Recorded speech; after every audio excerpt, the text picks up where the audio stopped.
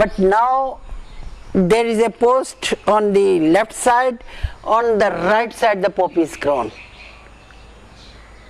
Just spending on creating posts, why don't you go to the grower, give him subsidy and say, okay, don't grow this poppy, grow some fruits.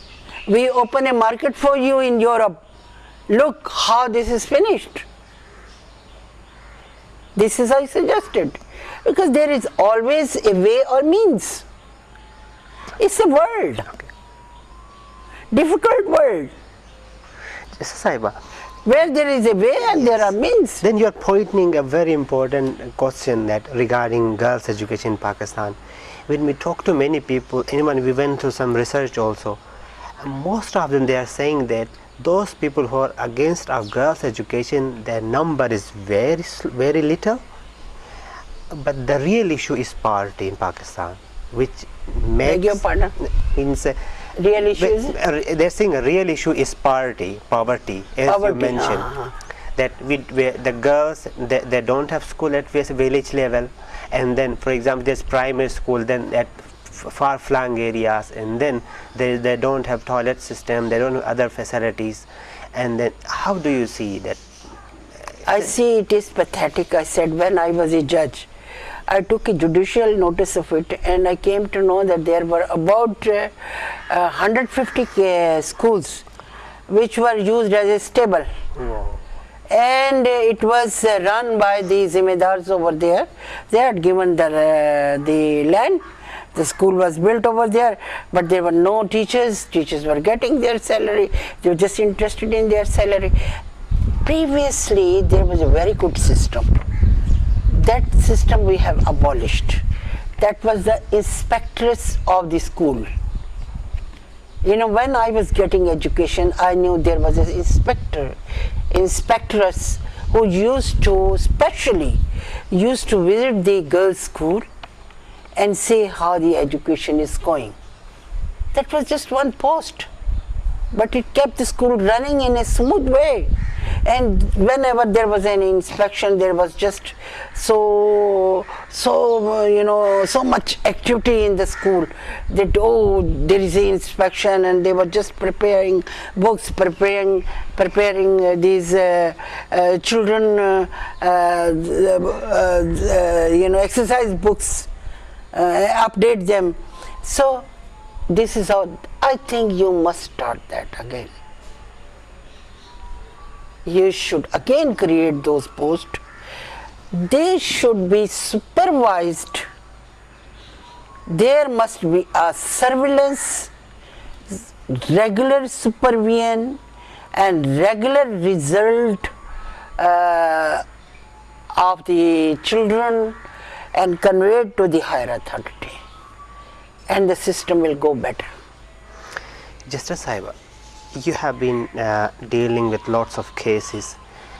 What customs or laws you think that they are really creating problem for women in Pakistan, and that have to be changed, modified, or removed? Please give us some of the list. Yes, I tell you one thing. First of all, I presented a bill. I presented a bill for court of inheritance, because when I was a judge, I was feeling that it takes years and years to give a right to the legal heir, and especially the brothers do not want to give and impart from the property to the wife, to their sisters. Unfortunately, that bill was hit by 18th Amendment, and I don't know whether any province, anybody will dare to bring such bills with so much hard work. Why that bill was brought? It was hit by this devolution of... Okay, but why? What was the bill about? The bill was about creation of inheritance schools, yes. Exclusively inheritance schools. Why? Why because the civil courts are burdened with loads of work. Yes. And the inheritance matter takes years and years. I took a matter when I was a judge, took the inheritance matter in 2003, and the inheritance matter related to the year 1960. And 14 judges refused to hear about it because that was pile of file over there, and I decided that case. How it relates to women? Women right, you see, because they don't give to women their right. They don't give to women their right. They go to the patwaris, bribe him, and eliminate the woman, and sometimes tell that she's dead. Wow. And it takes years and years. And in that bill, I legislated that speedy trial should be given to them. Number one. That's number one. Number two is that what the women are now feeling,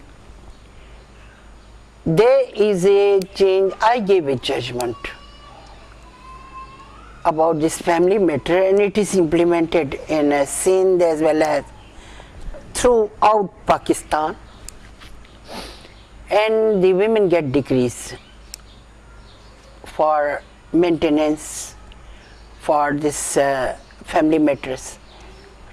But I tell you one thing, that decree is not executable. Okay. It takes years and years to be executed. So I gave another bill that when the woman gets such a decree, the family court should work as a revenue court, and that money which is decreed over there should be recovered as areas of land revenue. Yes, sir, but please tell us very simply, not using that very legal terms, as you mentioned about two laws, inheritance means related to women's, what kind of inheritance that Islam or our law gives? Very in a simple words. Then you go ahead. I give you a very simple word. Suppose A leaves his property. He has got his wife, widow. Yes. He inherits as a widow. Yes. He's got his daughters. They inherit as daughters.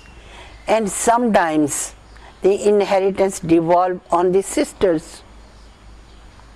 But you see, the brothers, they do not like to give right to the daughter. The daughter is to marry some stranger, and she will take the property along with her to a stranger. This is why they try to deprive. And sometimes they say, well, she has alienated the property in our name, or they force her to alienate the property, transfer the property in their name. But this is how the injustices take place. Inheritance. Okay, the next one. In inheritance, which is a legal right given by the God as well as the law of the land. Now the second thing which I was telling you, that the revenue courts, if you are not paying the loan taken by you, the courts of inheritance issue a summons against you, you are arrested, you are put behind bar until you give land revenue or you give the loan back, you do not get out of the prison. Family court says that the money which the wife is decreed should be considered as areas of land revenue. But family court does not provide that the family court should act as a court of land revenue and recover that money as court of land revenue. Okay. Now do you take my point? Yes. In very easy words? Yes. Okay. Second, next. This is how I say, and you see, one thing is, I tell you, one thing independent marriage, which pinches me is that woman trafficking. There is a mafia. They use women to allure another woman and to bring them within their powers and this is a mafia, and they make her, either they sell her in these Arabic countries, Oman or there. The girls of the ages 16, 14, like this, you see. They are unlawfully abducted and then they are taken over there. This is how they are very successful in trafficking women. And our law agencies are helpless. Helpless to arrest these mafias. And in the similar way, the children are, you have seen that the children there was a trafficking of children to Arabic countries. Yes. Now it has stopped a bit because the law, stern measures were taken. But stern measures are needed now. And this mafia is so strong that if a woman runs away from their custody, they follow her. Yes, sir, but then marriage issue? I tell you, when I was a judge, I got a letter. A letter is still with me. Okay. That was about a lady. She wrote me her story. She said, my father died. My mother took me to a parlor and she took 14,000 from the parlor woman